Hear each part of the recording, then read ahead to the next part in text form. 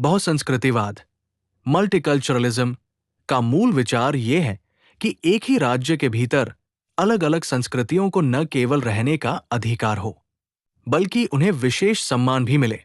Will किमलिका ने अपनी प्रसिद्ध पुस्तक मल्टीकल्चरल सिटीजनशिप 1995 में तर्क दिया कि अल्पसंख्यकों को उनकी पहचान बचाने के लिए विशिष्ट नागरिकता अधिकार मिलने चाहिए।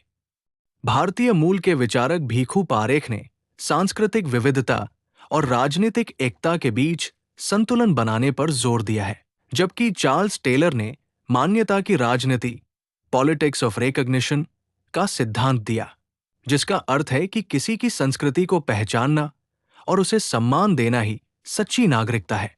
नागरिकता के विकास को लेकर भी एस टर्नर ने दो महत्वपूर्ण प्रकार बताए हैं। पहला, सक्रिय नागरिकता, जो ब्रिटेन और अमेरिका जैसे देशों में नागरिकों के अपने संघर्षों से पैदा हुई, और दूसरा, निष्क्रिय नागरिकता, जो जर्मनी जैसे देशों में राज्य द्वारा ऊपर से नागरिकों को उपहार स्वरूप दी गई। टर्नर का यह भी मानना है कि नागरिकता असल में पूंजीवादी व्यवस्था में होने वाले वर्ग संघर्ष का ही एक परिणाम है। आधुनिक सिद्धांतों में इरिस मेरियम यंग ने विभेदित नागरिकता डिफरेंशिएटेड सिटीजनशिप की वकालत की है, जिसका अर्थ है कि अलग अलग समूहों की जरूरतों के हिसाब से उन्हें अलग अलग अधिकार दिए जाने चाहिए ताकि समानता बनी रहे।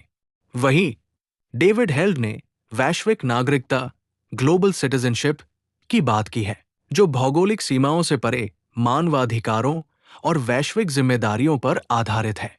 यूजीसी नेट की दृष्टि से कुछ विशेष तथ्य याद रखना अनिवार्य है।